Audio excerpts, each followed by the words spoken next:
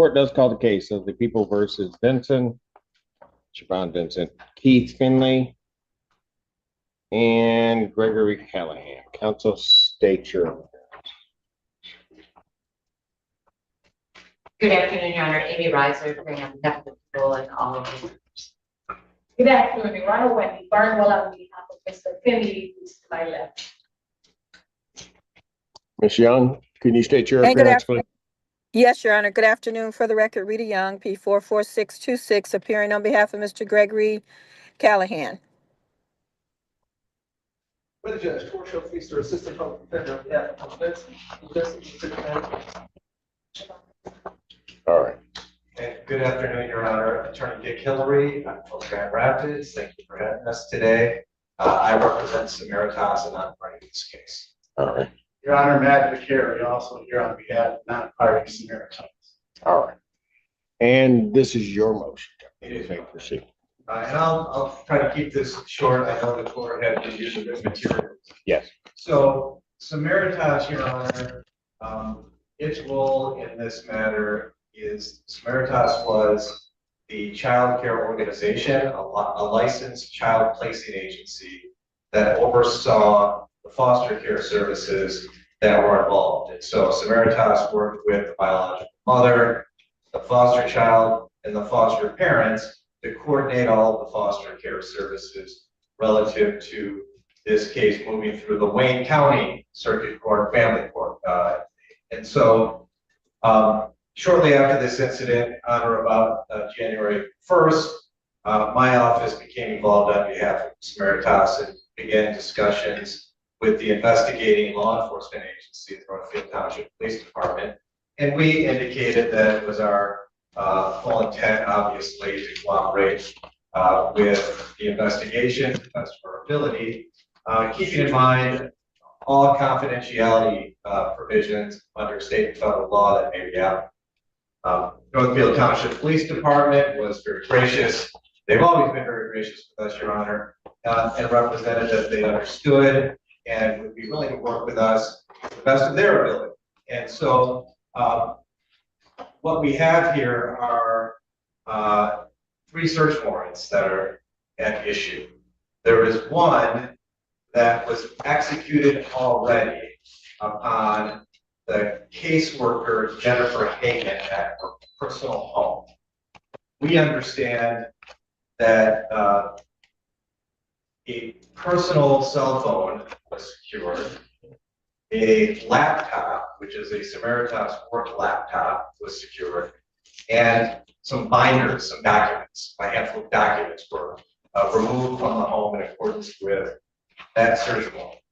The search warrant directed to Samaritas, my client, seeks Jennifer Hagan's work phone, which we have possession of, her work cell phone, and then several hundred documents that are relative to this case. In a case like this, where you have electronic data in today's day and age, that's how all of this information is stored. It typically makes sense for an entity like my client to work closely with law enforcement. Law enforcement doesn't have to come in and search our premises to pull documents off of our hard drives. We work with law enforcement to pull those documents off ourselves. So we've done that. And so we have in our possession now the actual work phone that is a subject of the search warrant, as well as all of the documents that relate to the categories of information that the Northfield Township Police Department had asked for when they saw the search warrant. And so now we're here with a personal cell phone, a work laptop, and documents already in the people's possession, and then the remaining documents that Samaritas itself holds that have not yet been produced. And so, as a child care organization, we are bound, Samaritas, strictly by Michigan's Child Care Organization Act. And that act addresses the release of information, in particular the release of information relative to foster families and children.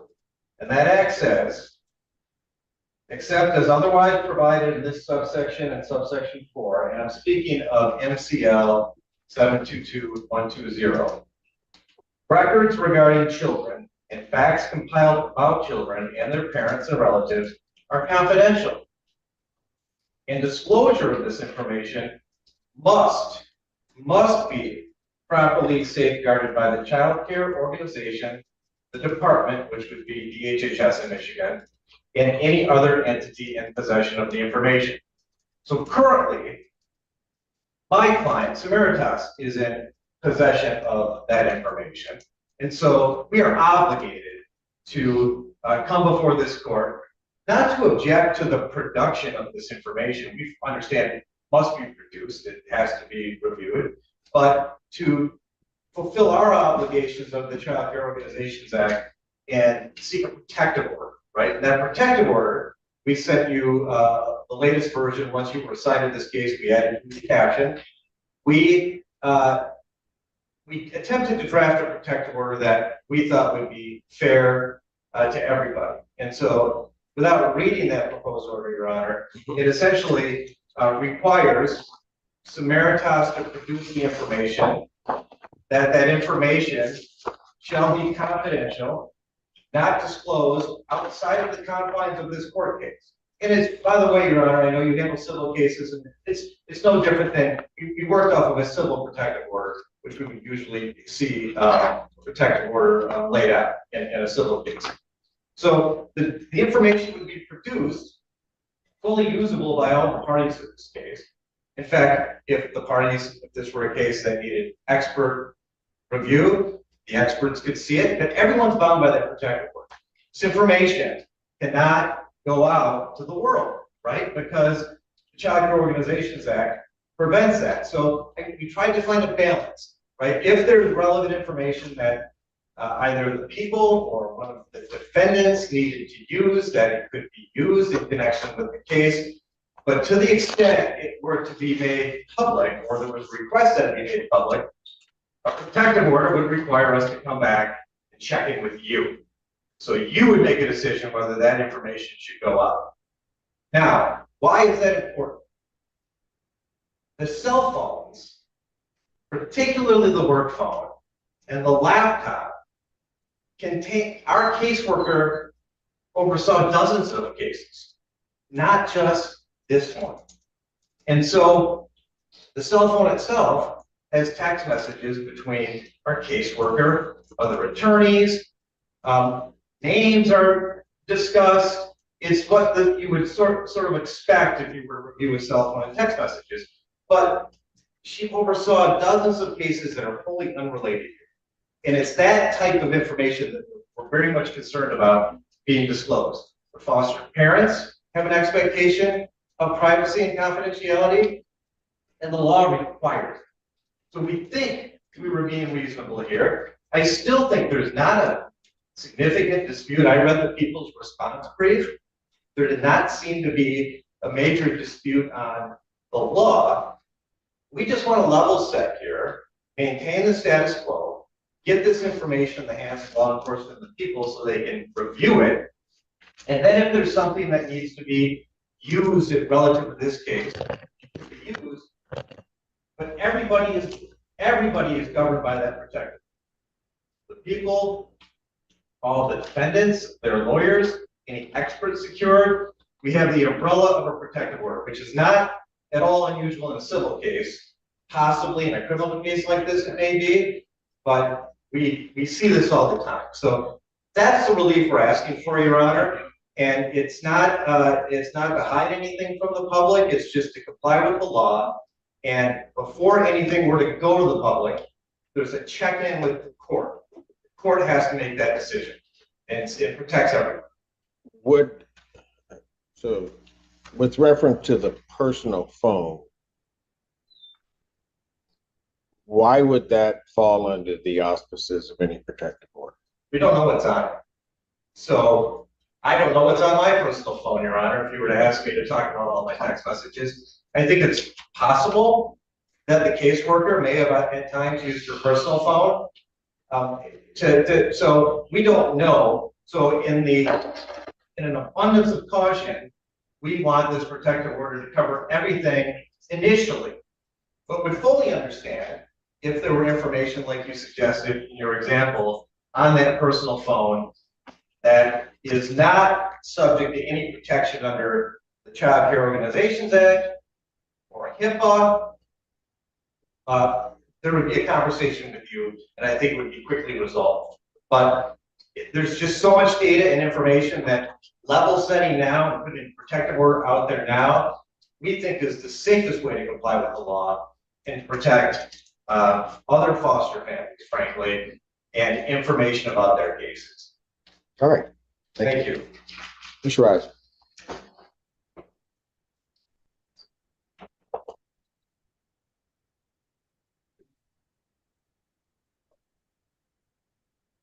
As I have detailed in the people's response, both the Code of Federal Regulations for HIPAA and the Michigan statute governing these records provide an avenue where if there is a valid court order, the records are turned over. Correct. So there is, in this case, a valid court order, a search warrant that was signed by a magistrate in this court to turn over the records, to turn over the work cell phone. And those items should be turned over even under HIPAA, even under the Child Protection Act. And I'm happy to quote those for you. No, I understand that. I guess I'm not sure that there's a dispute that they've got to comply. I guess I'm at a bit of a loss as to why the language can't be worked out regarding the protective order. So, Or do you believe that there should not be any protective order? my suggestion was turn the records over pursuant to the search warrant. If there's confidential information, i.e. a social security number, a date of birth, or something that needs to be redacted, then I would motion the court for a protective order. But to put a blanket order on the records indicating that they can't be released to the public, I think is improper in this case and not warranted. The protective order that they propose is 6 pages long. It's intended for a civil case, and it limits. But in criminal cases, you only read 3 or something. No, go ahead. I'm sorry. Actually, there's only one protective order that we use in criminal cases that I'm aware of. There's People versus Stanaway, where the court can do an in-camera review of someone's medical records, but there has to be a showing for those medical records to be given to the court understandably. And that's when we don't have a search warrant to obtain those records. But in this case, there is a court order. There's a petty criminal case. There's a statute that governs child advocacy center interviews. And there is a provision in that statute that allows those interviews to be only released in a protective, under a protective order. And that's just not the case here. We receive DHHS records routinely in child abuse cases. The records have to be turned over to us. We have to provide them to counsel in a criminal matter. It's not that they have to then go before the district or circuit court judge to decide that it's going to be protected from the public. There's an individual who's charged with a crime, and those materials are discoverable under the rules of under the Michigan court rule in a criminal matter. So once we receive the information, it's turned over to each of the defendants in this case. Right. And I don't, as I read their protective order, I don't think that they're disputing that it would have to be turned over. They're turning it over with several stipulations and exemptions, and we can't use statements made by their employees. We can't use statements made by the parents. That's just not. We've submitted a proposed protective order, Your Honor. None of that is included. I did not read that in there. If you can point that, Ms. Reiser.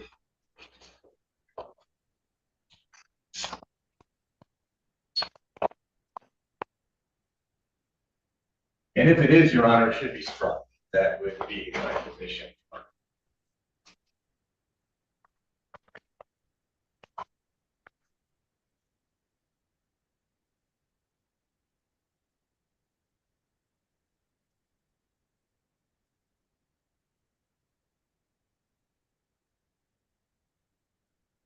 Purposes of this protective order on page 206, confidential information means any documents, records, information, electronic devices, or other materials produced in response to the search warrant, including but not limited to the property obtained in response to the search warrant, information prohibited from disclosure by statute, commercially sensitive or proprietary business information. Not exactly sure what that means. And goes on to a personnel or employment records, information related to foster care services, including records related to the minor child biological parents. And so in this case, the biological parent is a defendant charged with homicide. So why is anything that she says or does in those records need to be protected from anyone? That's a statement that we're going to be using against her. I understand that, but wouldn't it make, I guess the way I'm looking at this is that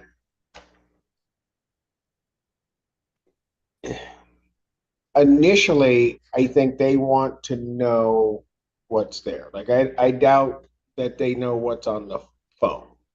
All right, they'll use the phone right away. I don't know if they've done a forensic analysis of the phone, but what's on the phone and what information's there that should be protected. I'm sort of flying in the dark here because I don't know what's there. So are you referring to the personal cell phone of Jennifer Hagan? Well, either the personal cell phone or work cell phone. I mean, clearly, Meredith, they have a legitimate interest in protecting other information unrelated to this case. 100%. So the problem is, it seems to me, is as we sit here right now, that's mixed. So I've got certain things certainly that the people would have interest in and the defendants may have interest in, but then there's other stuff that's not there. So, and just if I can follow that point, so if I said there's no protective order of any kind, just turn it over, you just got to turn everything over. Let's say there are, just a simple example, that there's information about another client or another family. If it's turned over without a protective order, goes to the people, the defense is entitled to that information without a protective order because it's come into the people's hands. And they're going to say, well, we want it. You're going to say, well, it's not related. They're going to say, well, why don't we see so that we can determine if it's related? So that's where I see the problem in not having sort of this initial protective order and then at some point have to be sorted out what is part of this case and what is part of something else. If that makes any sense to you. It does make sense, and I don't really see that as an issue. The search warrant was very specific for the documents and records related to Siobhan Vincent, True Vincent, and the DHH records related only to their matters. So that should. And I'm not as concerned about the documents because they can see those and sort those out, right? If they have a dispute with a particular document, certainly they could come before the court and say, Judge, we don't think this should go out because of X. Then the court's going to have to make a decision. Right. But so it's not those things that, for me, that I'm worried about. What I'm worried about is the electronic dumping of data sort of unharnessed. And I don't think that's going to happen, particularly in light of the recent decision in Carson. The search warrant for the electronics has to be specific. Yeah. And so once the search warrant that was executed on Jennifer Hagan's house, a phone was obtained, a work laptop. Now a separate search warrant will be drafted by either the Michigan State Police or the Northfield Township Police Department. And those guides and parameters have to be put in that the police department, the investigating agency is only looking for information relative to this case, and that's all that would be turned over. And detective. That would be turned over to who? To the people. That's all that could be searched on the phone. They can't go on the phone and search up Miss Hagan's, like, medical records and her doctor visits. They do a download and have these parameters of what they can look for. And it's related to the case of Siobhan Vincent and True Vincent and the foster care family, the Bernards in this case. They can't go searching on her phone for, the case of the Smith family children. I mean, we don't have PC for that, and that's not what the search warrant would allow us to search for.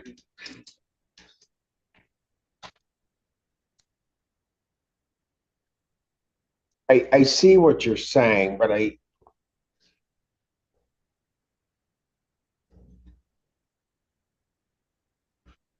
what protects Samaritans? So let me ask you this. Why wouldn't there then be at least this umbrella of a protective order that says almost precisely what you just said? That these are the things that anything except this is protected. I'm saying with the way that the search warrant that was served on Samaritas for the documents, they should only be turning over documents related to. Again, I'm not worried about the documents. And so when we obtain the phone, if we ever get it from the search warrant, a separate search warrant will be drafted for the specific information that we're looking for. Anything related to Siobhan Vincent, anything related to the Bernhards. Right. That's what the parameters of the computer forensic analysis will have on it.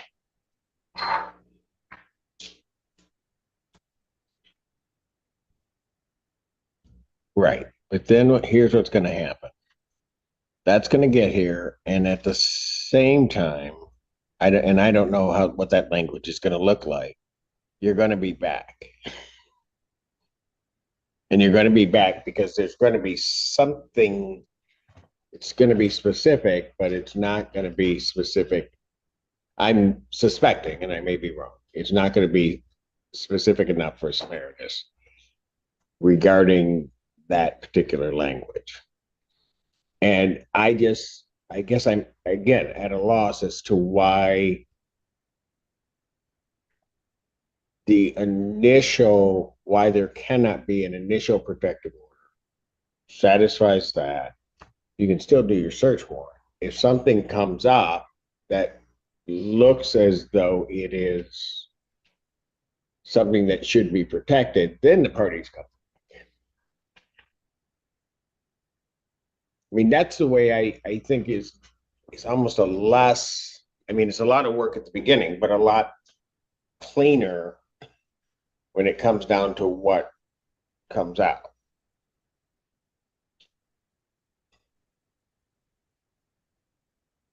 Well, I don't think it's necessary. I don't think it's required by the statute. We don't do it with other DHH records in child abuse and child death and sexual assault cases when the records are turned over. We don't. But when those records are turned over, do you have those pursuant to a search warrant and get phones and computers? Because usually that's my understanding, and I may be wrong, it's not coming over that way. I am not, like I said, I'm not as worried about the paper stuff because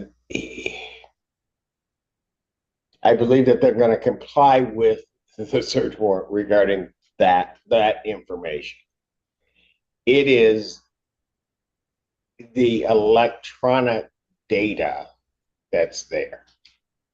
And understanding, I don't know that they can look at it to be able to tell what's there. And I mean, that's a scary concept. So I just want to make sure that we're talking about the same thing, because again, the paper stuff, I think they've got to comply with it. They got to turn it over, but they're going to be able to sort that out. They're going to be able to fulfill their obligation in terms of turning that over. And I don't know that there necessarily needs to be a protective order, except they could request that certain specific things that might be in there not be disseminated. So there's that group. Then there's this other group of stuff that they can't see. Some of it they can't see. The work phone? Yeah, I don't know what they can see on the work phone. I don't know what they can see on the company computer.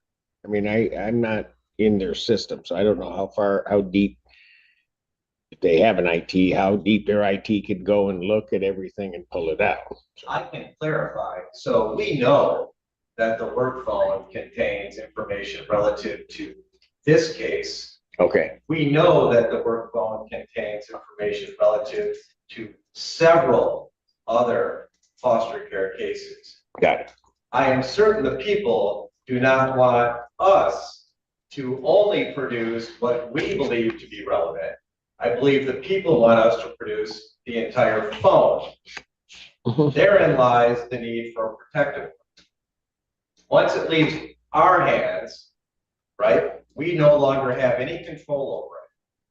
And we could certainly, with the people's permission, cull from that phone only information relative to this case. But frankly, that would be Semeritas and its attorneys making that decision, not the people and the law enforcement. So we want to fully comply, and I am representing to the court that we know for certain that that cell phone contains information related to several other cases. And my question is this: can you see what that information is?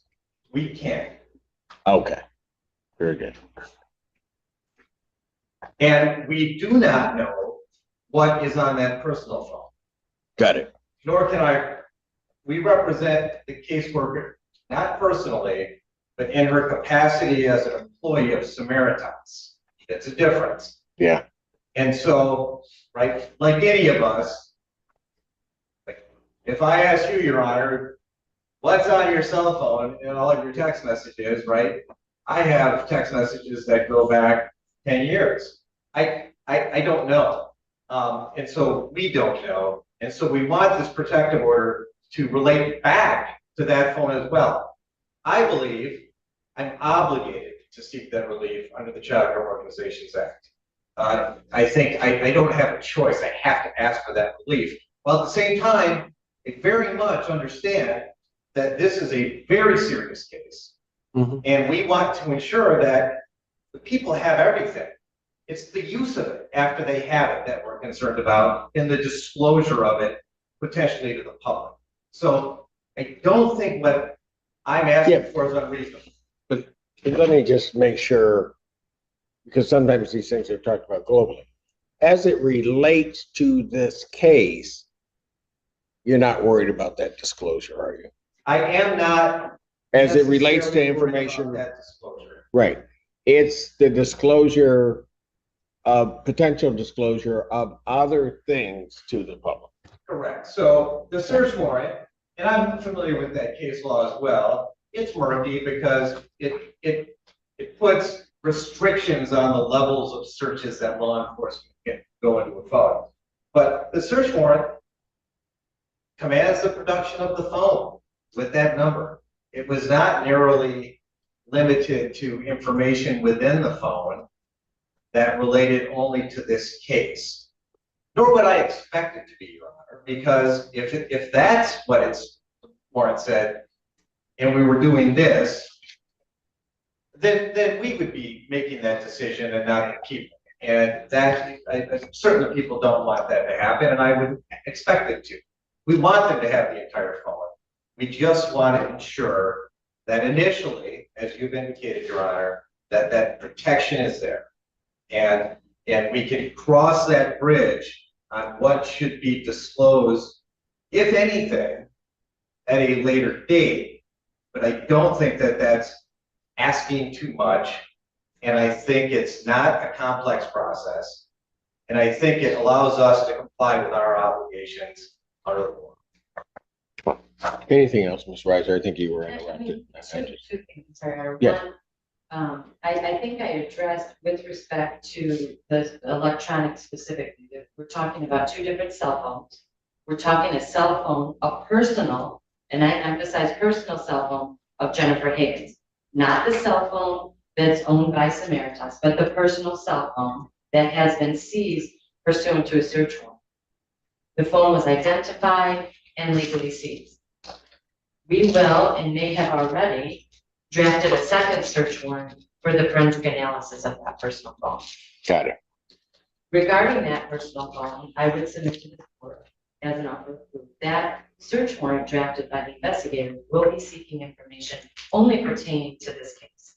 Any contact Ms. Hagan would have had with the defendant, Siobhan Vincent, any information about True, and the search warrant will be tailored to that, and we'll have probable cause for that, and hopefully it will be granted, and that forensic analysis will be completed. That information will be turned over to me, and then I will turn it over to each defendant in this case. I submit to this court, they don't have jurisdiction over Ms. Hagan's personal phone to say that we get to look at what's on her personal phone. The phone is not owned by Samaritas. That's her personal phone. Well, that was part of the reason I asked the question I asked at the beginning, because I'm not sure that they have standing to object on her behalf. I mean, it's kind of strange because I don't know that they are as to what might be her personal stuff. What they may have an objection to is some of the stuff that is part of Samaritas, but not part of this case. But I don't, that's a tricky thing to get into, because I think she would have to come and request that relief. But that being neither here nor there. Correct. Go ahead. And so with respect to the cell phone the work phone that we've requested and have a search warrant to obtain, they do know what's on it. They've made an image of it. They indicated that to the investigators in this case. Once that's received pursuant to the search warrant, a new warrant will be drafted with probable cause to search on that phone for any information related to this homicide investigation, related to the worker's contact with Siobhan Vincent, anything related to Drew Vincent, anything related to the Bernhards, anything related to this homicide investigation. That's what we're searching for. That's what will be pulled from the phone, turned over to me, and then turned over to the defendants. And I find nothing in what they cited to say that that cannot be like provided to anyone else or made public. It is a criminal case. I don't think they're asking that. That's what their order is. That Right. none of this information obtained will be released to the public. And I'm sorry, I gotta find that page in the order. 6, 7, 8. Confidential information which is or has been produced by Samaritas shall not be available to the general public. Shall not be available.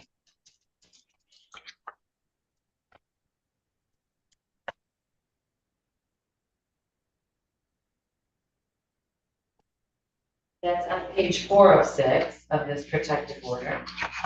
And on page 3 of 6, after it talks about we can't use anything confidential that the biological parent stated, despite the fact that she's a criminal defendant, it further goes on to say that all statements by any Samaritas employee are subject to the terms of this order as if the statements were property. Okay, so if let's, their why don't worker says- we do this? Because I think we're gonna be traveling around in circles on this. I think what I'm going to do, and I certainly, I didn't want to leave the defendants out if they had a position on this at all. This, No, I'm listening very carefully to what the prosecutor is saying, Judge, and I'm in alignment with the prosecutor in the interest of my client. wow. Yeah, right. It's unusual. This is, it's like a miracle day. All right, go ahead, Mr. Feaster. Thank you, Judge. I was, this is one of the few times that I had concurred with my assistant counsel, Ms. Ryder, in this situation. My client has explained from the beginning of this situation before the alleged crime took place that she wanted all of that. She wanted all the information. She wants everything public. She's asking for a very, very public trial. She wants everything that Ms. Ryder was talking about. So anything that relates to this case or the two co-defendants, she wants it to be available publicly. She does not want it to be under. I understand brother counsel's arguments about the proprietary information, things that is outside of this case. We don't have any objection to the other foster care parents, children's records outside of the public. But anything like this case, my client wants to have possession of, and she wants it to be made known public. So she is in alignment with what Ms. Ryder was saying. She's telling me here in my ear she doesn't think protective order is necessary. I tend to agree with you, but if the court is inclined to do that, I've never said that he's going to take it forward. If the court is inclined to do that, she would ask that it not prohibit us from disclosing items related to these three defendants in this case. Anything separate, other foster care families, things of that nature, she can live with that being protected and not public. She wants her case to be very public, all information available. All right, Ms. Young? Your Honor, I would ask the court as well to deny Samaritas' request for a protective order at this time, and that everything, including the laptop, be turned over to the prosecutor's office, and then they can decide what is relevant and what is not relevant, Your Honor. Anything else from either side, from anyone? I just want to be clear. Ms. Reiser has used the term, we're asking that information can't be used. It's just not accurate. I think the court understands that. It's not that we don't want this information used. We understand it may need to be used. But there are cases, criminal and civil, where information is subject to confidentiality by statute, by contract, and protective orders are the vehicle through which we protect that information. And so no one from Samaritas, no one from my office is asking this court to restrict the use of any information whatsoever that's relevant to this case. It's the disclosure of that information more publicly. And so that is our primary concern. Can I just say this, and we may get into semantics, but maybe Vincent raises the point that let's say there's something that comes from this that is beneficial to Miss Vincent. During her trial, it sounds to me like what you're saying is they could use it, but then if there had to be questioning on it, that can't happen. I don't think so. I think when it's a very awkward remedy that I think courts grapple with when information is protected by a protective order, but relevant to the case nonetheless.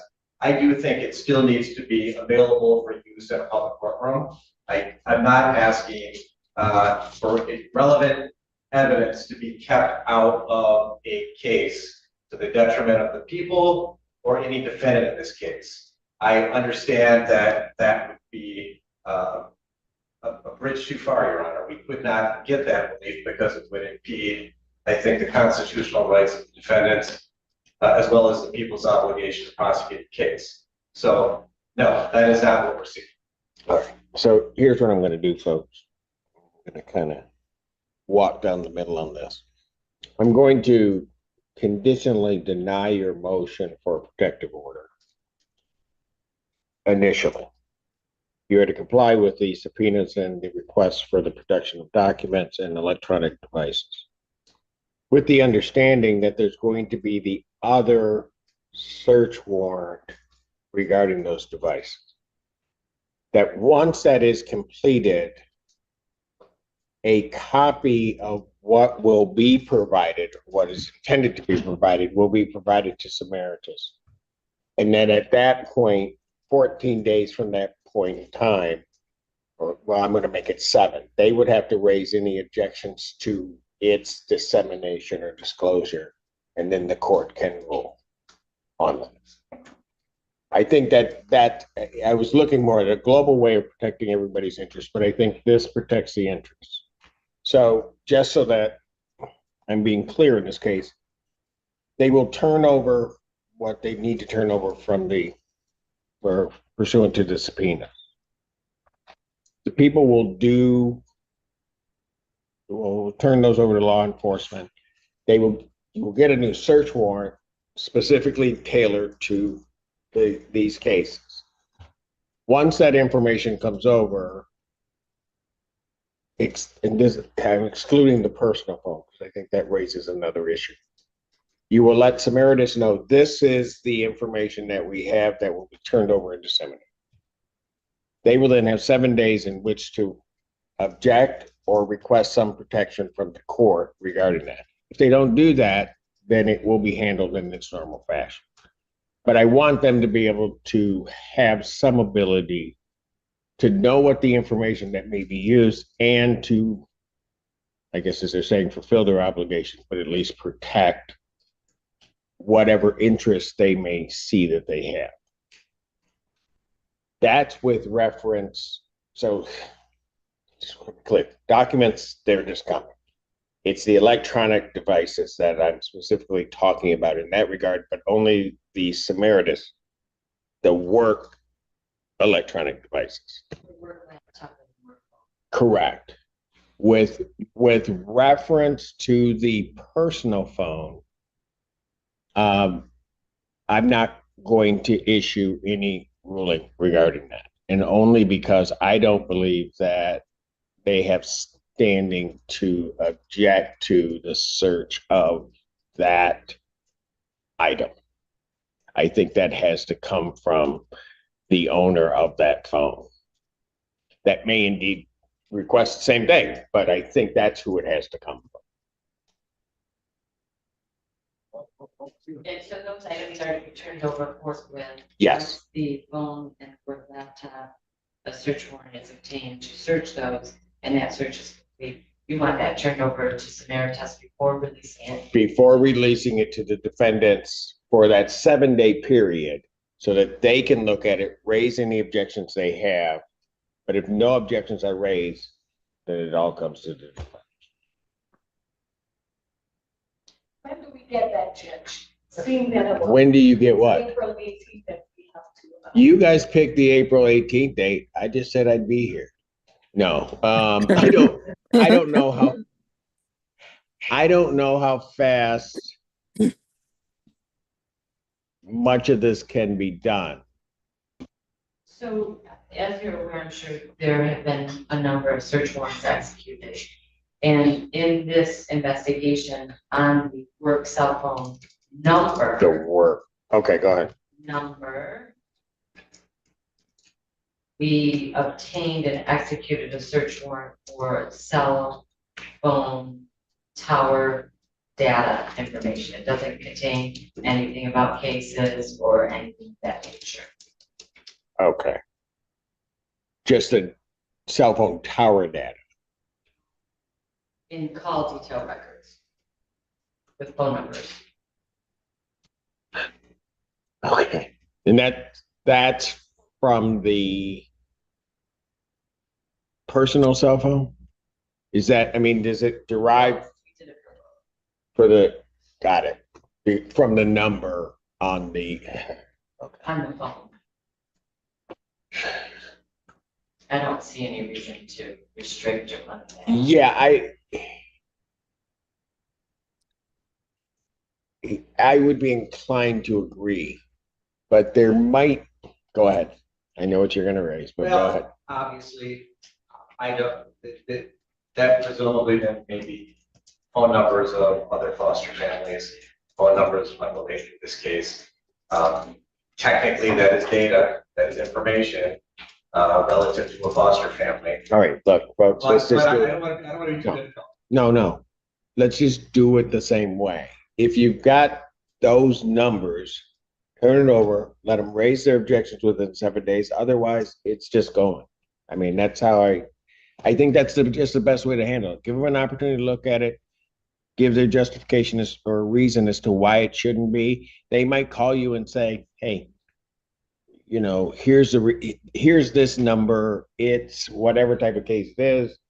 Can we redact it? And you all may agree, yeah, what a shock. But that might be able to happen. If not, then it rolls back.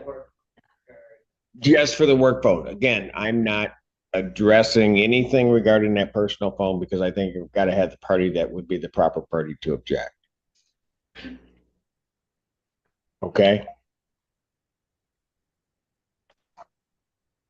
Make sure that we turn it over. Pardon? I want to make sure we. Oh, that you haven't already turned it over? Well, I'm not going to go backwards. If you've done it, you've done it. We'll just go forth from here. Got you guys in as soon as I could. So I'm not going to try to go back and reinvent everything. I'll double check that, but if it hasn't been, then we'll send it the other information beforehand. But I don't know that if we obtain this phone today or whenever they're planning on complying with the search warrant, then we have to get another search warrant to search the data on it. I don't know that that'll be done by April 16th. I mean, obviously, we'll try to get you done as quickly as possible.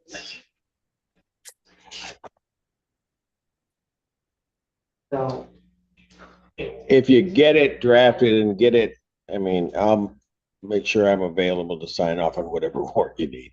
but I don't think we'll have it to council before this. Right.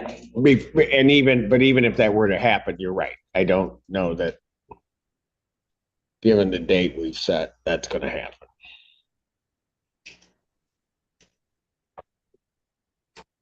Assuming we can get an order entered, or we simply rely upon your ruling from the record today, which we've taken strict notes on, we can certainly by Monday have all of the documents and the phone turned over to the people. All right. In accordance with your order on the record, and Yes. maybe to follow it up with something in writing. Well, I'm going to order the people to prepare a written order, but in that written order, I would have given your representation just now that you will comply by Monday and get that to the people. Fair. Thank you.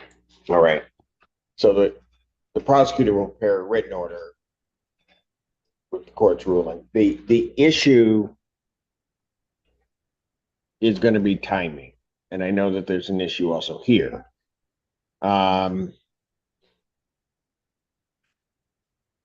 Ms. Young, given what the court has ruled today, would you and your client be requesting an adjournment of the proceedings so that we can see exactly where we are regarding the information? Your Honor, before I respond, I heard a representation regarding some additional discovery beyond what was being discussed today. Could we have further information about that and what it is and how soon that would be available? The additional discovery, are you talking about the cell tower data? I'm not, I just heard a reference to some additional discovery beyond what the subjects of discovery were today. And that's why I'm asking. Well, I think the discovery is going to be turned over. What the people have in their possession, they're going to turn over. Okay. There is information, given the court's ruling today, there's information, and I think what Ms. Reiser was indicating, she may have already turned something over that might have been subject to sort of that first review by Samaritas. Okay, But she's gonna check and make sure with that. If that's not if they turned it over, it is not this court's intent to try to say you gotta redo that.